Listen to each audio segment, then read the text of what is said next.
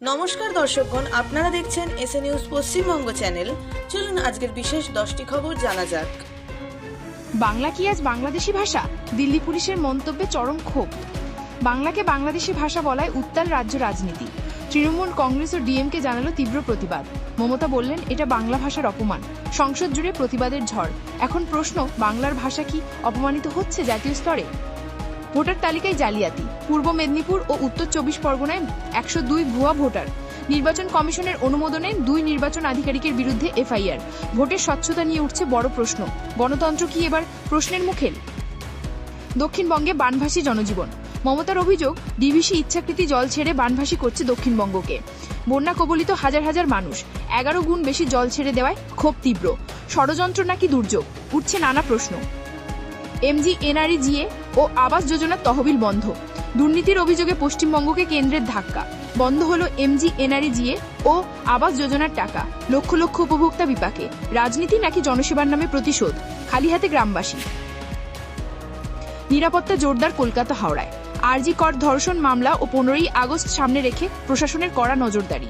সাদা পোশাকে নজরদার, ড্রোন টহল শুরু। রাজ্য পুলিশের বার্তা, আইন শৃঙ্খলা ভাঙার সুযোগ নেই। পাঁচকোড়া স্টেশনে প্রকাশ্যে ফাঁস হলো শিশু পাচার চক্র। এক মহিলা ও এক পুরুষকে জেরা করল পুলিশ। জেল ফেরত পুরুষ আর মহিলা নিজেই স্বীকার করলেন, আগের শিশু বিক্রি করেছেন মাত্র 5,000 টাকায়। জানা গেল হাসপাতাল থেকেও শিশু চুরি হয়। ভাবুন, হাসপাতালের মতো নিরাপদ জায়গা থেকেও যদি চুরি হয় সন্তান, তাহলে কোথাও কি নিরাপত্তা আছে? এরা অসহায় মুখোশ পরে ছদ্মবেশে ঘোরে, অথচ পেছনে ভয়ঙ্কর গ্যাং। সকলকে এখনই সচেতন হতে হবে, নয়তো পরবর্তী লক্ষ্য হতে পারে আপনারই সন্তান। NH10 রাস্তা বন্ধ, বিচ্ছিন্ন যোগাযোগ।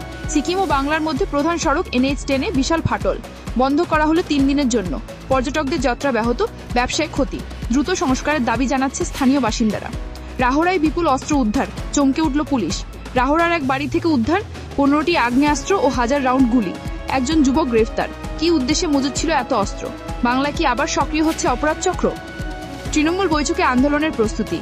তৃণমূল সাংসদদের সঙ্গে ভার্চুয়াল বৈঠকে কড়া বার্তা দিলেন মুখ্যমন্ত্রী মমতা বন্দ্যোপাধ্যায়। ভোটার তালিকা ও ভাষা ইস্যুতে রাজ্য জুড়ে আন্দোলনের ডাক। রাজনীতির মঞ্চে ফের উত্তাপ। কলকাতায় বৃষ্টি ও দুর্যোগের পূর্বাভাস। রাতভর বৃষ্টি ও ঝড়। আবহাওয়া দপ্তরের সতর্ক বার্তা, আগামী দিনেও ভারী বর্ষণ চলবে। শহর জুড়ে জলজট ও বিদ্যুৎ বিভ্রাটের আশঙ্কা। প্রশাসনের পরামর্শ, সাবধান থাকুন, প্রয়োজন ছাড়া বাইরে না বেরোনোই ভালো। তো এই ছিল আজকের মুখ্য সমাচার। এরকমই আরও নিউজ আপডেটস পেতে চোখ রাখুন এসএ নিউজ পশ্চিমবঙ্গ চ্যানেলে। সত্য যা আপনারা জানতে চান। ধন্যবাদ।